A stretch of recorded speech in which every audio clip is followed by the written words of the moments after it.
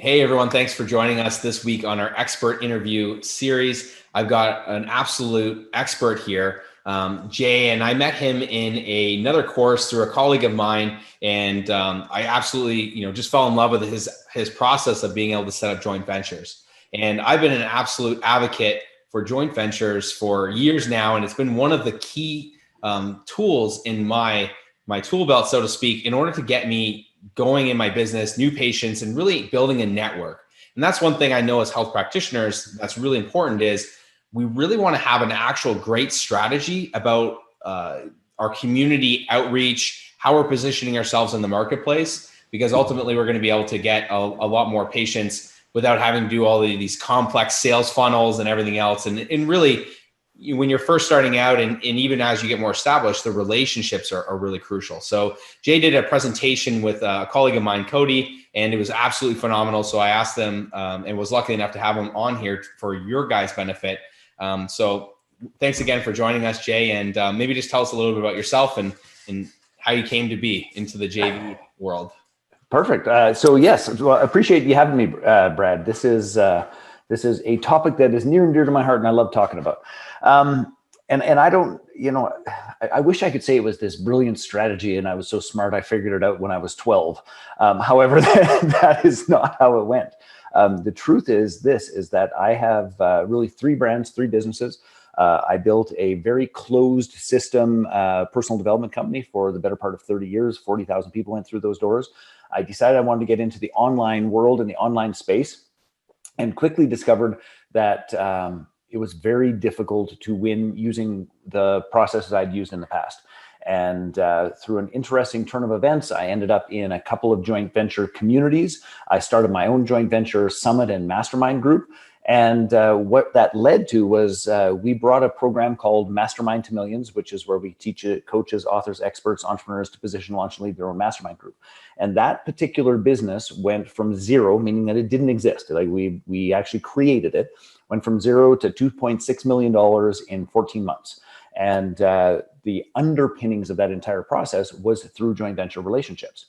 And then, the world being what it is, it was kind of fun and entertaining, is that we just kept getting asked, like, so how'd you do that? What'd you do? How'd that happen? And the answer was always like, joint ventures. Well, joint ventures. So then we had this incredible lineup of people that wanted to join our summit community, which is a fairly high level group, but most weren't ready. They didn't have their list. They didn't have their technology. They didn't have their strategy. So after probably 2 years of being hounded about that, we started a brand called JVology, a twist on the word mixology. JVology, the perfect mix of people, fun, and profit. And we have been diligently at that process since 2017. And we have live events like JVology Live. We have digital courses, what we call the joint venture success system. We have high-end summits. We're just booking a week in Cabo starting in February because we are cooped up and done with COVID. So we're actually going to go and do an in-person event, come hell or high water. And basically everything that you can imagine in that domain, we serve and support our community with. And not just the mechanics, but we actually build a community. So we have something called the Global Lounge, where we've got several hundred people from all over the world who come and do JV invitations on a monthly basis. So that's the 5,000 foot view. Awesome. I love it. And I think, I think it's good to even kick off with really kind of defining a joint venture, because I think there's some context that's missing when I speak to a lot of health practitioners and business owners, where they think a joint venture is sort of like, yeah, well, I handed business cards out to the person up the street, or I put my flyer in their window, but I'm not getting anyone. So maybe I know you've got kind of like a definition for it. So I think that's kind of important to kick it off. Sure. Well, let's start at the beginning, and let's be clear about this. There is an inordinate amount of misperception around what joint ventures are, and handing out business cards or flyers and sort of things, that's just basic marketing. And I'm gonna teach a model that we call upstream and downstream that will make what I'm about to say make way more sense. But let's just start at the beginning, which is this. What a joint venture is, first and foremost, is that it is a collaboration between two or more people that are working together towards a joint goal, which that joint goal should always be to solve our clients' problems better. Okay, so we come together to actually put together our network, wisdom, resources, and experiences to solve our clients' problems better. And in our view is that a joint venture really has to benefit three people. First and foremost, it has to benefit the client and the customer. We shouldn't be doing it if it isn't solving one of their important and significant problems. The next is it's got to benefit our joint venture partner. And then the third is it has to benefit us. So think of it from this perspective. It is when we can come together and collaborate in a manner that solves problems, makes money or increases influence or any of those sorts of things for our partner and for us, and that it is more profitable, joyful, easier, and at a higher level of value than anything that we could just do on our own. So that's the broad strokes of it. And then when we talk about the elements of joint ventures and all of those pieces and how they fit, I think it's important to distinguish that I put them in sort of three categories. The umbrella statement is it's a joint venture, but really there's sort of three things to think about for this. First of all would be like an affiliate relationship, where it's like, I'm willing to bet that every single one of your clients, everybody listening to this, has some form of a piece of software that you loved. And there was an email or a little sign-up thing that says, hey, if you love, I'll use StreamYard, for example, or Zoom or whatever. If you love this software, you can sign up to be an affiliate, and you share this link. And when somebody buys the software, we'll send you enough money for a Starbucks coffee, or we'll get you a free month, or we'll give you some version thereof. That would be affiliate marketing. And just to be clear, but I do that. I don't count the money. It's like whatever it happens to be, I go buy Starbucks. But there are people who actually make seven figures doing affiliate type deals. So we shouldn't dismiss it by any stretch of the imagination. But that's the simplest, easiest, and it's very transactional. Here's the link. We'll put it in our email signature file, or we write a blog post about it, or we do something along those lines. Ta-da. The next one, and this is what we teach people to do, is what we call a joint venture. And that's generally when a project has a beginning, a middle, and an end. Okay, so for example, I'm currently working on a summit, and that summit is called the Connect, Collaborate, and Create Summit, Growing Your Business Through Meaningful Relationships. Now, that has a pre-component to it, which is this is where we bring together basically 35 or 40 speakers. Each of them is going to teach something on what we call the 5 pillars of joint venture success, and we're going to run that for 5 days. Everyone here brings, first and foremost, their expertise. They have a unique thing that I don't have, which is why I want them in the summit. That helps people succeed at joint ventures. Then each and every person, just to be clear about this, also shares the summit with their list. So they bring new traffic. They bring other people who are interested to it. And in that process, then I package some upgrades so that people can buy videos, they can attend our JBLG Live, they can actually get our digital program. And then I split the proceeds with everybody who comes and plays. So we bring those things together. So it has a beginning portion, which is the marketing, letting people know what's going on. Then there's a delivery portion, which is this is where we all do our very best to create a ton of value for our viewers and our clients. Then there's a third part, which is then we split the proceeds. And should that go well for everyone goes, Yahoo, made money, got exposure, got leads, got opted in, met a bunch of fantastic people. I want to do that again. Or they go, it's like, meh, that wasn't really it. We'll wash our hands and on we go. But that's the beautiful part about joint ventures, is that there's a beginning, middle, and end. We get to rely on one another's strengths, and we get to scale and grow our business with people that we care about, doing good work in the world, solving our clients' problems. Then the third one, and I know this is a long answer to your questions, brother, but the context is important. The third one is something I call strategic partnerships. And usually what transpires is that after you've done a couple of joint ventures, with a beginning and middle end, it's like, wait a second, that Cody, which is where you and I met, that Cody, he is a smart dude. In fact, he's going to play on our summit. That Cody is a smart dude. And I would be thrilled to actually embed his content, embed his abilities into some of my courses, programs, and communities, because people need to know how to build funnels fast. So what happens is that we can embed one another's content so that my traffic flow automatically becomes his traffic flow. His traffic flow automatically becomes my traffic flow. And then we have some of that content, which, here's a good example. One of the things I'm going to give your community is called Escaping the Marginal Success Trap. That content is so strong that that's embedded in like 7 other people's programs for people to contextually understand why, number one, where they're at, how they got there, and what the hell they must do. So people just say, hey, that's so strong, I want that. So that's an example of a strategic partnership. So that long answer is collaboration, win-win-win. 3 categories: affiliate marketing, which has no relationship; joint ventures, which has a substantial relationship, but you can get in and out fast; and then strategic partnership, which is a long-term relationship, which creates the perfect please hear this, pre-qualified ideal leads to your business for free, because you don't have to pay till you sell them, and recurring passive income at the back end from your partners whom you were referring to. And it just makes the whole process easier. Okay, that was a lot of words. I love it, but it's super important because it really defines what we're actually doing. And most people are not actually doing a joint venture. They're just doing just actions instead, and they're not really thinking as much through it. So, and can I just make a distinction? Because and lots of people think referrals are joint ventures. That is not necessarily true. Now it might be, but it might not be. Referrals are usually like this one-off thing. It's like, hey, I know somebody who needs X, but a joint venture is generally far more involved and strategic than a one-off. And usually you're getting paid cash, services, some other form of reward for the process. It's not just a thank you and maybe a gift card to a restaurant. Mm-hmm. Yeah, I totally get it. And I think like it's really important to have that distinction. I'm really excited for your presentation. I remember like one of the first sort of things that I started with, like a joint venture. I didn't even really know what it was, to be honest with you, but I knew enough about marketing and sales to know that when I was for example, I was personal training, I knew that there was health practitioners that I had relationships with and saying, hey, you know what? I can help your patients get better results. So they're going to stay with you longer. I can't pay people. And obviously there's regulations. So if you're watching this as a practitioner, you can't pay people physically. But what I did, was I would teach them exercise mechanics because a lot of them didn't know that. When I started becoming a health practitioner and I would go to personal trainers, the personal trainers, I would say, great, I'm going to do a weekly education for free for you guys. I'll treat you guys just so you can see what it's like. And I'm going to, be kind of like your coach, so to speak, to help you. And that was really appealing to a lot of them because their clients stayed longer. They got better results. So they made more money. They were happier. And I didn't necessarily have to it wasn't, necessarily. You don't have to write a check. The traditional thing. Yeah. But I was still giving them something they want. So I think it's really important to, to kind of navigate that.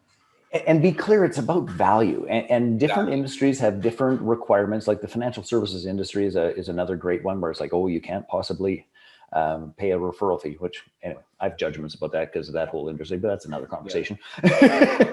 but the truth is, I have a dear friend who owned a dental lab here in Alberta. And what they did was they started doing Friday educational seminars at the back of the dental lab for their dentists. And that was one of the ways in which, much like you did, they coached them, they trained them, they educated them with the leading tools, strategies, and processes. They even actually would, for those that were really with them and all of those pieces, they would do little holidays away that wasn't cash, but we're going to go for a holiday. We'll do some training on all of those pieces. So there's a lot of ways to go about this that are perfectly in alignment with what the legislation is, but also incentivizes and makes it well worth the while of your partners to play. Yeah, that's one point I'm really happy that you brought up because I get a lot of objections. Well, I can't pay for referrals. I can't do this, but it's like there's so many other things that you can do, and I know you'll probably cover it in the upstream downstream thing. But that's one thing because that's a huge objection I get a lot of time. Well, I can't do a partnership because I can't pay for leads. Well, I didn't do that, but I just taught personal trainers on how to assess their clients better, and they retain people. They got better referrals. They manage their business, so they're happy.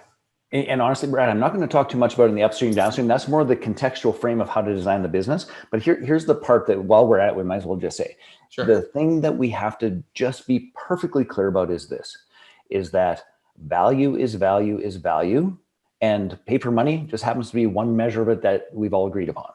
But when we come together in a great JV, where I said it's about sharing network, wisdom, resources, and experiences, there's a multitude of ways to make that happen. So, for example, we do live events like our JVology Live. We've got a Mastermind to Millions Live coming up. We do let's call it sort of like smaller meetup communities that are popping up all over North America. Those are ways in which we can just say, hey, bring a table. Hey, come to our event and spend 5 minutes talking to 250 people about what you do. That is worth its weight in gold. It doesn't have to be money. It can be a platform. It can be a stage. It can be a shared post. It can be an email. It can be like, there's so many ways to do this. My objective here today, just to be perfectly clear, is for people to expand their vision and thought around what this could be. Because what we're really talking about here is collaboration for the benefit of your client, your partner, and you. And if we just put that big bag around it, there's 12 billion ways to do this that don't include money, that don't include email, that there's a lot of fun things. Anyway, I'll stop talking about that now. Love it. Love it. Awesome. So do you want to get into the upstream, downstream thing? I know that that's probably going to be a... Why don't we dive right in there? And I think what I might like to do here is just for a, let's pop my PowerPoint up here. Is I'm going to share my screen, and gang, just so you know, this is a part of a much larger presentation, and I'm going to jump around the slides a little bit in terms of what we're going to talk about in all of those pieces. But really cool. I'll share my screen. You'll see some stuff that I'm not going to talk about or teach you, but I will give you everything I got in the time we have. So here's the very first thing I want you to know. So at JVology, the perfect mix of people, fun, and profit, there are a variety of beliefs that drive what we do. And perhaps the most significant and important belief that drives what we do is this fundamental truth of we're better together. And let's be clear about this, entrepreneurs, and I actually, because I have a little bit of experience serving some medical professionals, entrepreneurs, medical professionals are often pretty independent people, right? We find our own way, we blaze our own path. We went and we got our education, and we're going to do this thing to, we're the helpers. We're not necessarily the people who are helped. And one of the things that is important to bring to this idea of joint ventures is this fundamental truth: we are better together. There are aspects of your business that you do stunningly well that no one in the universe can touch. And there's a whole bunch of stuff that there's a bunch of people can do better than you. And your clients have more than one problem. They have more than one problem. So how are we going to serve those in a better way? So one of the things I ask people to do is just just on the count of three, say we're better together. And I want you just to actually say it out loud. And I want you to actually feel what that feels like physically, mentally, emotionally, and spiritually, because it is a powerful shift when it comes to this idea of making our way in our businesses. So 1, 2, 3, we're better together. And I want you just to let those words out of your lips into your own ears and notice how it feels. Because what I hear consistently when we do this is relief, joy, deep sigh, community, tribe, I'm not alone, inspired, like it shifts things. So I want you just to hold that in your consciousness as we're talking about this entire process. And then I guess I got to go back and forth to do that. That's okay. So that's the first thing I want us to go through. Now, in JVology Live, which is a live event that I should probably show you this as well, because lots of people, it's like, who the hell are you and why do I care?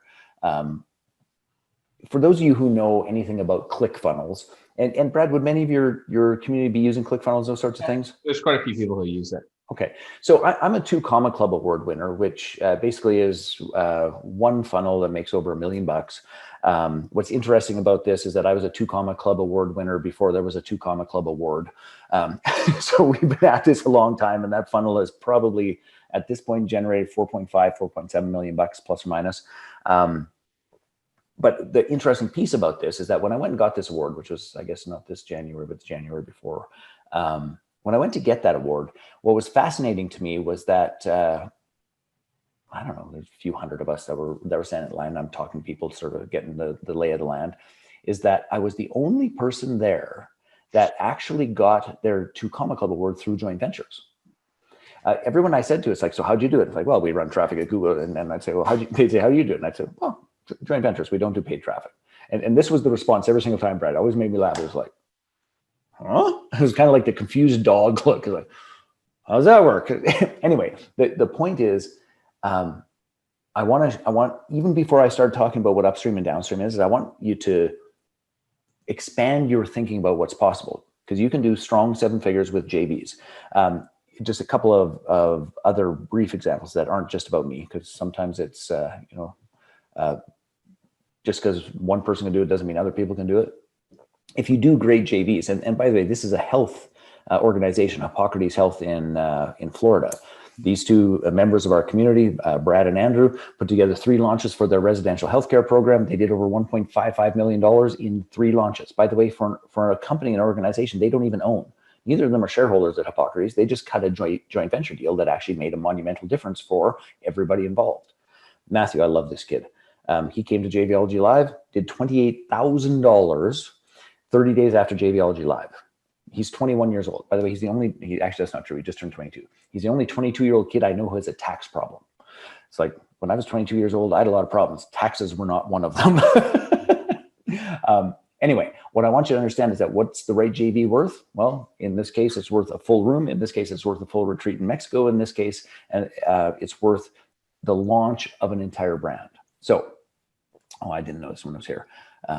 This is a woman named Karen McGregor. She's actually currently on the Wall Street Journal bestseller list, primarily that book launch through joint ventures.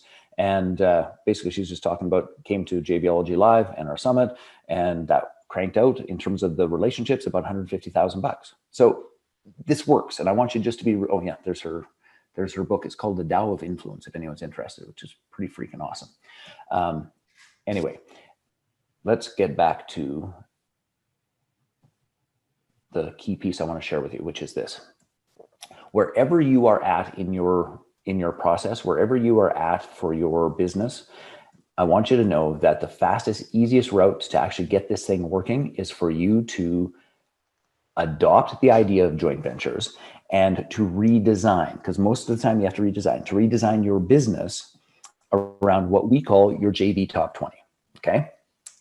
And this is the part where I'm going to suggest take some notes. You can just get this down. I know that this is going to go on in a delay. I'm even happy to answer questions, Brad, if there's stuff that comes up after you post this of like, what the hell does that mean? I'll tag you in it. So yeah, I'm totally happy to answer those questions.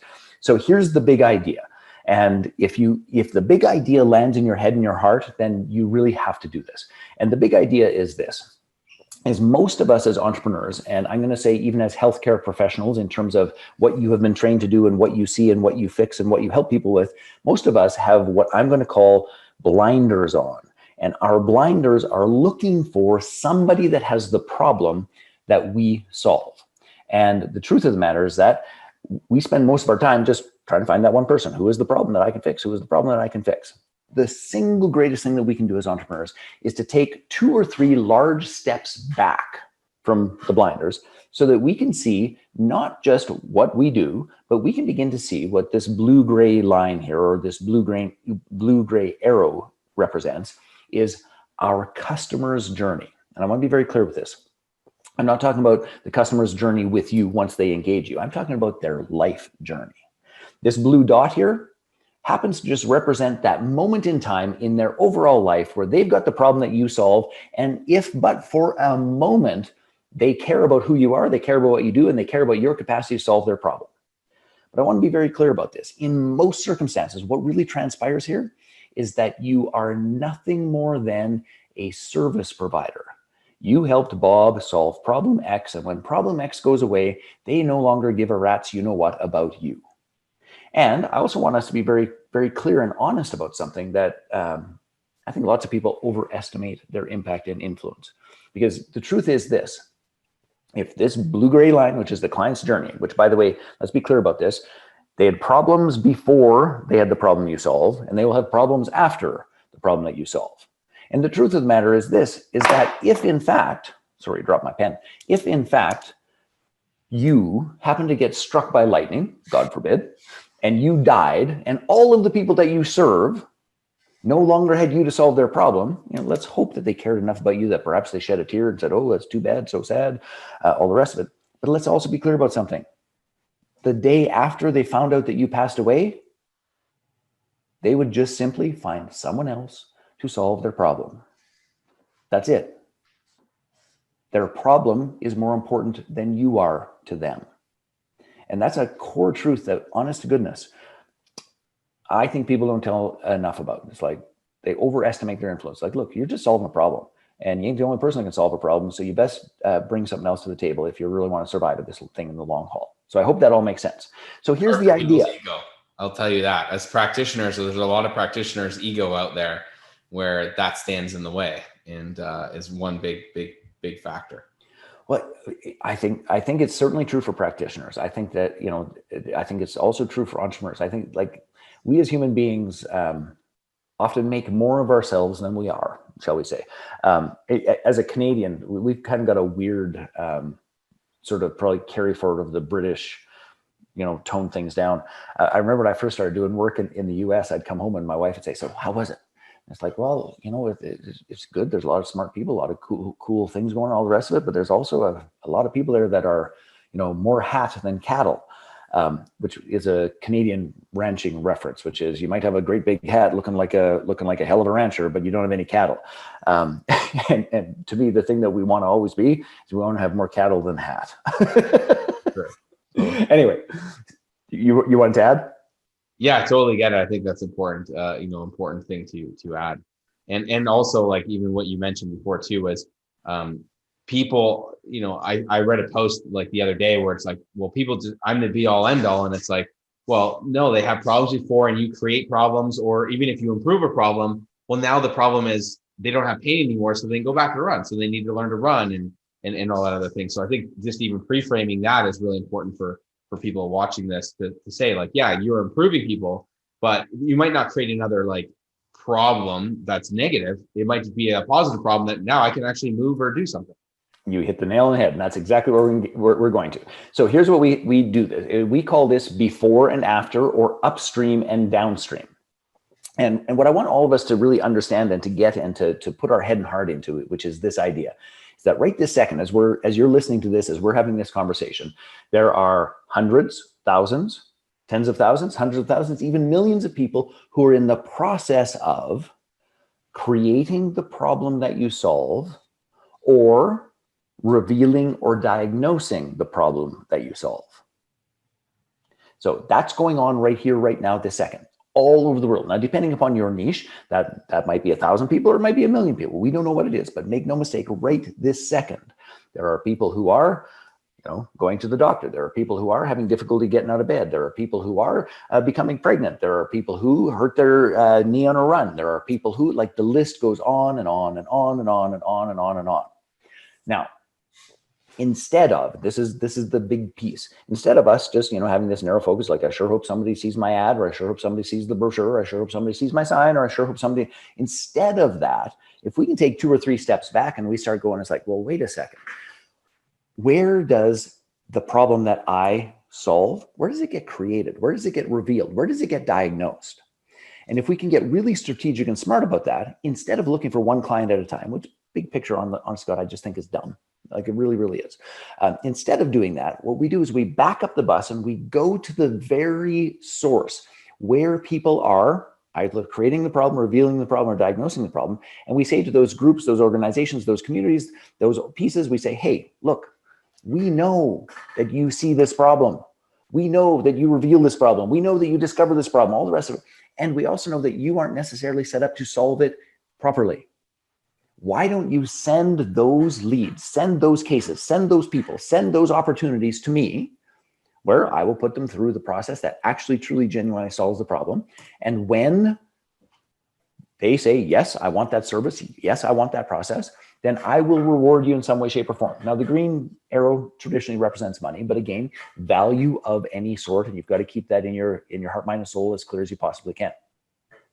That process, by the way, is the difference between what most entrepreneurs do, which is go to the fishing hole with a single fishing pole, hoping that they're going to reel in a fish or a client.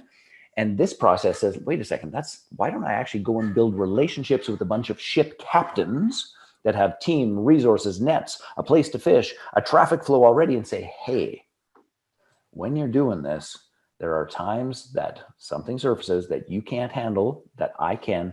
Let's create a deal. And would you rather have 20 customers who are going to have a lifespan, or would you rather have 20 ship captains that on a consistent, regular basis send you 1, 3, 5, 15, 20 clients? That is your before and your upstream. Comments or thoughts, Brad? Yeah, I love it. I think it's super important. Like I think I originally started thinking about from like Dan Kennedy wrote something about like JVs, and it's not as in depth as your stuff, obviously, but it's like, I started to like think, about that when, because the grind when you first start out, like as a personal trainer, or, when I was doing school, is like, you didn't get paid unless you got clients. So I always thought, well, who's got clients that I can just like bypass having to go, hard close and sell these people.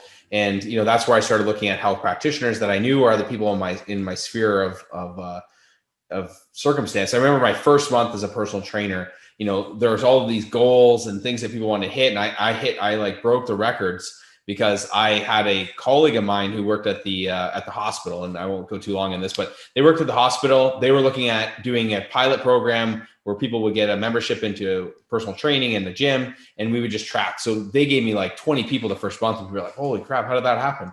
Technically they paid for it and it's paid by the government or whatever, but like it kicked me off and allowed me to keep some of those people. Not everyone stayed, but it allowed me to upstart. And that was kind of like, well, how do we do this? And I think that's a really big thing as practitioners, even going back to the last, is think about other people that are similar. I always say, I don't know if you might have a slightly different thing, but I sort of think it's like synergistic.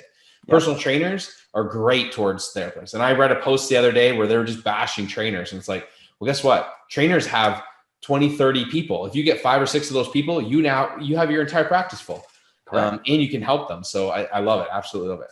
So that is a perfect example of the trainer either creates because somebody worked too hard or didn't listen to the proper form, or they create it, or as the trainers, as they're beginning to lose weight and get stronger and those sorts of things, other issues occur. Mm-hmm. So it is, they cause, reveal, or diagnose the problem that the health practitioner solves. That is a perfect symbiotic relationship. And here's the thing that I want to be clear about is that we call that upstream or before, is that sometimes when people are like, so who is my similar clients? They go too close and there's overlapping offers. Go further back in terms of where that problem surfaces or is created.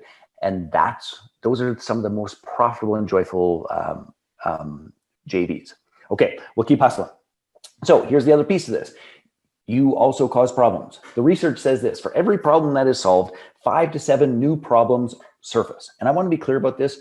Don't think of a problem necessarily as something negative and it's like, oh, not me. But it could be just as simple as, if we use the personal training piece. So my wife and I, since COVID, have lost a combined 62 pounds. Wow, awesome. And which, yeah, totally freaking awesome. And I'm running the fastest 10Ks I've run in 15 years. That said, it also caused a problem, which is I had gotten a little bit heavy and I just bought all new clothes, just surrendering to the fact that I was going to be a little bit heavier. I had to buy all new clothes. Now that's a problem. Like, it doesn't sound like a big problem, but it's a problem that caused me to go and spend, good God, I don't know what, $2,500 on clothes and those sorts of things because I needed a new wardrobe. Nothing else fit. So every single solution, every single change elicits other issues that we must address. And most entrepreneurs, because of the blinders, say, yeah, that's not what I do. That's what Google is for. Go find somebody else, all the rest of it. But if we're really going to be smart about this and we genuinely care about the client, this is the thing I really want people to get, care about the client, and you can help them with the problems that you know are going to surface after. And that could be anything from ongoing massage. That could be anything from vitamins and supplements. That could be anything from, I think we just spent a small fortune on one of those weird foamy pillows. That could be, like the list goes on and on and on in the health and wellness field. Why not build strategic relationships with those people, with those organizations that say, hey, when the right person comes through my door and they have this problem that often occurs after they're done working with me, or they have this opportunity, and I will send them to you. And if they purchase something, then you will send me. I think in this case, you can still receive money from a referral. You just can't get it on the front end, correct?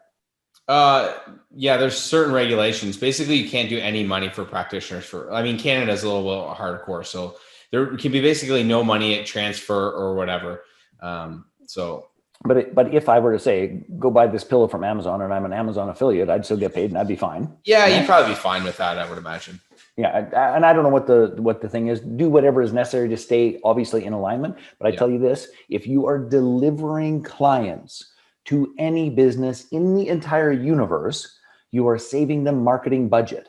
And for every dollar that your person that you refer spends there is a portion of that dollar that is earmarked to pay for marketing, reward the person who sent it, to do some version thereof. So figure out what that's going to be and what's valuable to you and to the people that you're sending it to. But that's your downstream income. And please understand this, gang. There's a huge difference. And I'm going to go on a little rant here for a moment, Brad, and feel free to reel me back if I get carried away. There is different kinds of income in our businesses. So let's just go to the before. So you get a great relationship with a personal trainer that sends a bunch of their clients to you in terms of all of these pieces, and you figure out a deal that works. But here's the thing: when you get a client, you still have to do this thing called work. You have to deliver it. You have to go through the treatments. You have to meet. You have to deliver. There's all these delivery costs. There's fixed costs in terms of your business. There's variable costs in terms of your business. And every one of those dollars that comes in, as nice as it is, still has costs. Now, let's be clear about this. When you design your business in this model, the good news to it is your marketing costs are far better spent because you only pay when you actually get a client. So that's Yahoo. That's going to help you in terms of your profitability and your bottom line. But here's the thing, the downstream income, when you are referring to someone else that you have vetted, that you trust, you know is going to do good work, that you are happy enough with that person that you would send your mom there. And by the way, that should always be the standard. Would you send your mom there? If you wouldn't send your mom there, you shouldn't be sending anybody else there. If you would send your mom there, all of the money that comes back, assuming that you can do that structurally, all the money that comes back is pure profit. It goes directly to the bottom line. There's no delivery cost, there's no variable cost, there's no fixed cost, there's no cost. That money goes to the bottom line. And there's one of the reasons why we always say to people is that if you can truly design and structure your business with the 10, your top 10 upstream and your top 10 downstream partners properly, that can add a zero to your profit. So if your profit last year was $5,000, it could be $50,000. By the way, that is not marketing hyperbole. That is based upon case studies. Because in large part, if you do the downstream well, it's pure profit. It makes all the difference in the world. It doesn't go through all of the other stuff of your business. I hope that makes good sense. Yep. All right. So I want to just give you a brief example here, just so that we can tackle this. So I'm going to use the business of mastermind to millions. And I'll use that one simply because that's what I started at the beginning with. It's like we went from $0 to $2.6 million in 14 months. That was pretty damn sexy. And I was pretty pleased and proud about that. But how we did it, let's be very clear, is that I was very strategic on developing a great upstream flow of clients. And our upstream flow of clients was pretty awesome. So just think of it this way. Most coaches or experts are doing some sort of one-on-one work. And what a mastermind group allows them to get a little bit of scale. So instead of doing one-on-one, they could do 1 to, let's say, 10 or 12 or 15, and it gives them some decent scale. So I went to create an arrangement with something called IPAC Coach Certification. And what we did was we embedded my content in their training program because they knew they were sending coaches out who were going to struggle and not make much money. But if we could help them get leverage right out of the gate, then we would have some of the most perfectly qualified leads. So we did that with the coach certification schools. Lisa Sasevich and Jane Powers, both of them are people who teach people to speak and sell from stage. And for us, lots of authors, lots of digital marketers, all the rest of it would have like lower end courses or a book for $39 to sell. What we helped people do was plant the seed for a premium mastermind where people were spending $5,000, $10,000, $15,000, $30,000 in their mastermind groups. So there was a huge match there, and we did really, really well with everyone in that domain. Dr. Carrie Rose develops digital courses and programs. And for those that knock it out of the park on a digital course and program, it is just a gimme to say, hey, let's actually take the intimacy and contribution that we've created and put it into something more connected, more intimate, more face-to-face, more heart-to-heart. Those things do incredibly well. Alina Vincent, she does a variety of pieces, including designing courses and programs, but also 5-day challenges and those sorts of things. And we helped her position a mastermind group called Rising Stars that catapulted her past 7 figures like that. So each one of these folks, and by the way, about another 130 sent us clients who were perfectly positioned. They knew they needed to scale. They knew they wanted a higher end offer. They knew that they wanted to leverage their influence, or they wanted to leverage their technical skill, or they wanted to leverage some bit of access that they had, and they wanted to monetize it. And we put it together. So those are examples of upstream. And I want to just, I didn't show you the pictures because of time, but there were basically 2 groups. Christian Michelson's JV Summit and my own JV Summit that I started afterwards that generated probably 1.7, 1.8 million of that 2.6 in sales. And they are all on this upstream list. Does that make good sense, Brad? And anything you want to add or clarify so that people are really sort of connecting the dots? Yeah, I love it. And I think it's like, to kind of summarize for healthcare practitioner wise, it's like, all the people that you've got on that before are people who have programs that directly you can fill in a gap for them. So they already, they're people who are going through that already have the problem. The personal trainers are a great example. The person, they want to lose weight and move better and all this stuff's going to break down. Maybe they're not moving as well. It's a perfect opportunity because the trainer can't deliver that service, and those people need something anyways. So, these people here all, the clients would have had to go somewhere. So they might as well have partnered with someone that they know, like, and trust and can get some sort of, benefit from. And that everyone's getting sort of taken care of. Yes, exactly. So the key thing is all of these folks revealed the problem that we solved, which is I have a resource and an asset and I need to leverage it and I need to put it into some scale so that I can actually succeed and do my thing. Now, people would come to us. We teach them how to position, launch, and lead their first mastermind. It's like, Yahoo, this changes my life and my world. That's great. And then they say, it's like, well, man, if I could have one mastermind, what if I wanted to scale this 2 or 3 or 4 masterminds? I was like, well, if you want to do that, then traditionally you need some tools. So that's where we lean pretty heavily on software. So we would help people get set up in Infusionsoft so they could target, communicate, and actually scale the fundamental offering. We'd get them set up in ClickFunnels so they could get their opt-in pages and their sales pages and all those things set up so that they can begin to scale their mastermind offering. We used to support people in something called the Joint Venture Insider Circle, which is another joint venture community, which was, okay, so now you need to find other people in your masterminds. This community will exactly do that. Thinkific, which is a course hosting platform done by another fellow Canadian in Vancouver. They do great work. So get your course set up so that you can actually have something to joint venture, you can actually have something so that you can begin to scale and deliver the content and the material of the mastermind in a meaningful manner. And then, of course, whenever it comes time for software, most of the times people can't use software. So we also would get them connected with service providers who actually code, manage, set up, and press the buttons in the right way so that people can actually focus on what they should be doing in our world, which is building relationships, not learn how to press a damn button on a computer. And to be clear, all of the income that comes from this is pure profit on the bottom line. And this, by the way, in many cases, if we were to go back to the years since we started Mastermind to Millions Live, this in many cases far exceeded $250,000 a year. So the truth is we would, in many cases, make, well, the stats are 63% of businesses in North America don't exceed $100,000 in sales. So we would make more money on our downstream partners, helping our clients solve the problems that we knew they had, than many businesses make in the whole, well, 2/3 of businesses make in their whole year of doing work. This is the power of this model. And that $250,000 had no fixed costs, no variable costs, none of that stuff. As we grew it a little bit, we did start putting a joint venture manager in place. So that would add some cost to it, but pretty darn nominal. Mm-hmm. Awesome. Love it. So the task, my friends, and this is the reason why Brad and I are having this conversation with you. The task for you is not to go, oh yeah, that sounds interesting. The task for you is this. It is to figure out who would be, and just start easy. Don't overwhelm yourself. Who would be an ideal your top 3 upstream partners, people who cause, diagnose, reveal the problem that you solve, and you go to them and you have the conversation like, hey, you've got folks that have this problem. That's my wheelhouse. I would love if you would refer them to me, and I will reward you in a way that is ethical and meaningful. And then you start looking at what are the downstream pieces. I want your top 3 downstream pieces. So what are the top 3 problems that I create that I could help my clients solve? And if you do so, you get that profit to the bottom line. And I want to be super clear about this thing about the problems that you solve and the problems that you create and all of those pieces. Here's the bigger idea, and it holds true for everything. And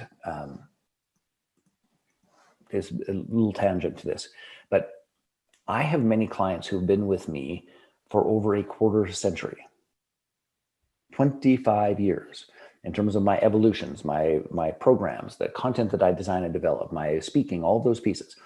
And as a specific example, my wife and I, we just celebrated our 25th wedding anniversary.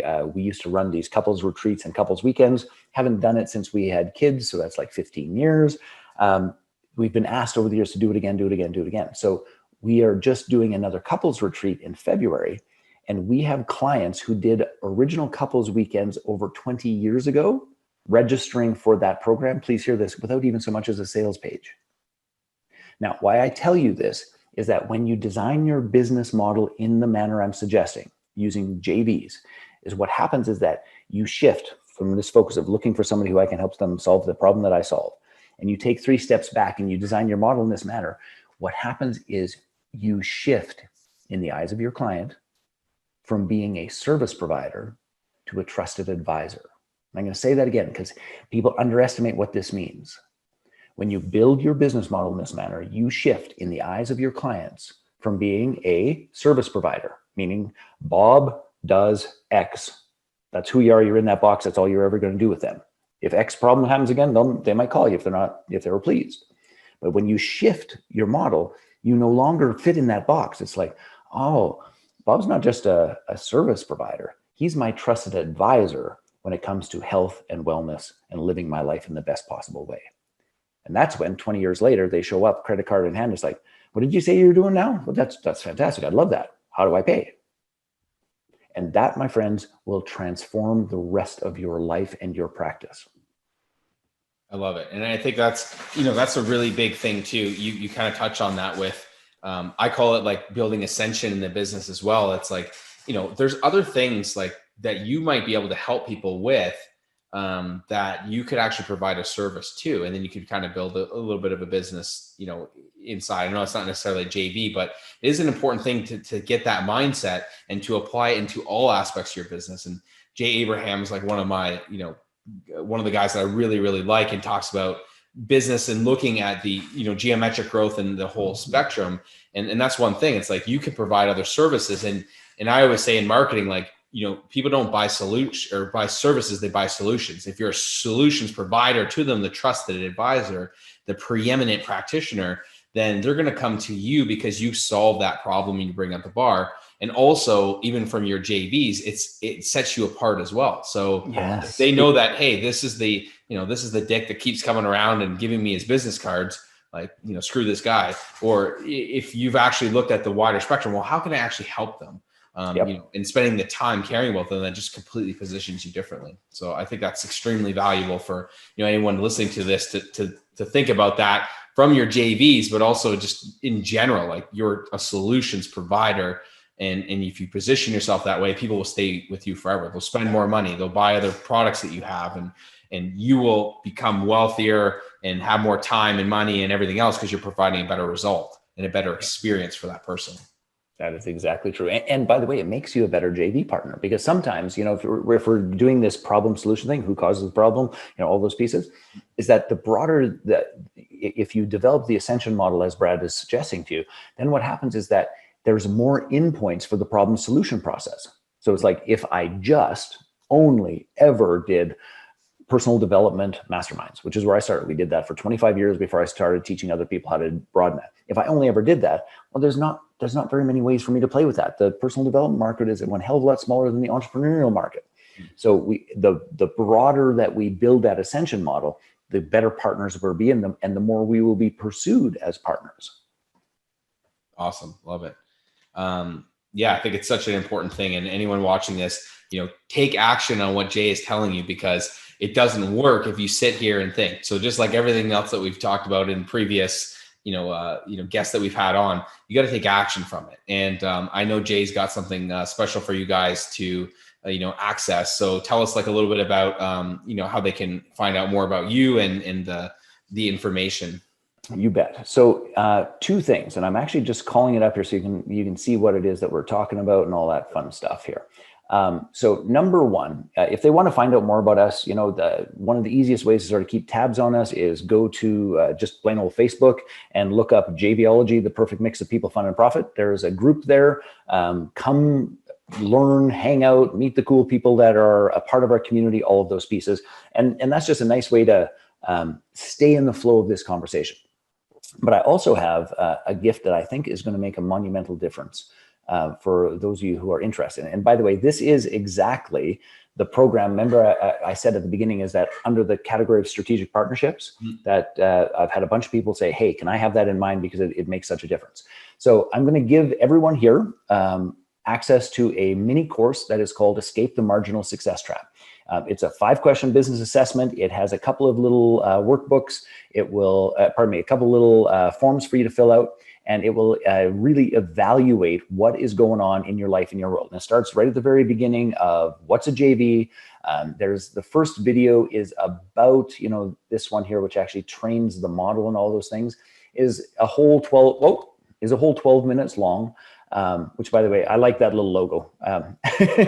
Yeah, it's a whole 12 minutes long, but it's going to, I really believe, serve and support everybody who goes through it to see truly where their business is and what is necessary for them to get to the spot of having your business create the freedom that you wanted it to when you started at the beginning. And I'm just a huge fan of this course and program.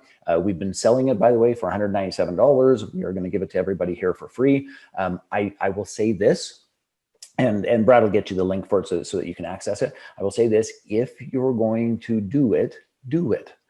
None of you need one more damn thing in your inbox like, oh, I should get to that. And we certainly don't need you hanging out uninterested. But if you're committed to your business and you want to look at this from a different and more powerful way, for the love of all things good in the world, do this. It's going to take you maximum 2 hours with the actual assignments and those sorts of things. You could probably get the thing done in about 60 minutes if you're hustling.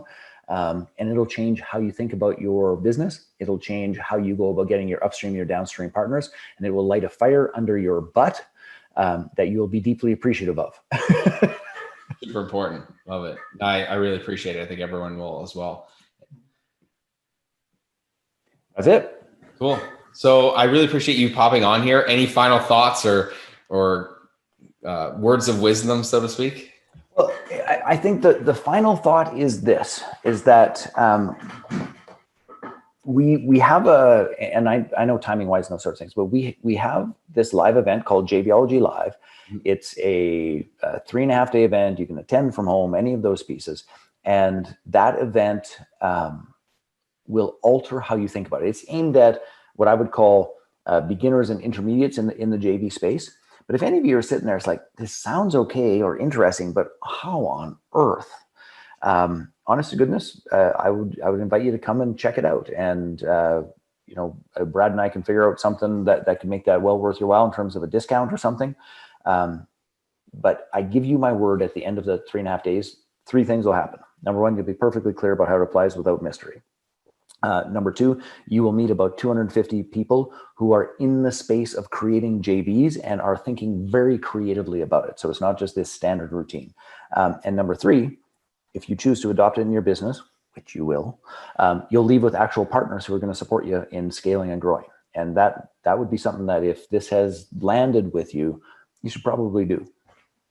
For sure. And I know JVs are super powerful. It's one of the fastest ways that I grew my business, from the beginning of time, so to speak, before I even knew a lot about digital marketing and all that other stuff. It's just building those relationships, and it can really transform your business. So if you hit a plateau, JVs and whatnot, and even the stuff that Jay's giving you right now, and the bonus course and everything, it's just exponential. I know I'll take part in the December one that comes up, and I'm really excited to see everyone else here. So just wanted to thank you again for your time coming on. I know you were super busy and whatnot, but it's been extremely helpful. I've learned a lot from it, just going through it, and I know everyone else here will really appreciate it as well. So thanks again for your time.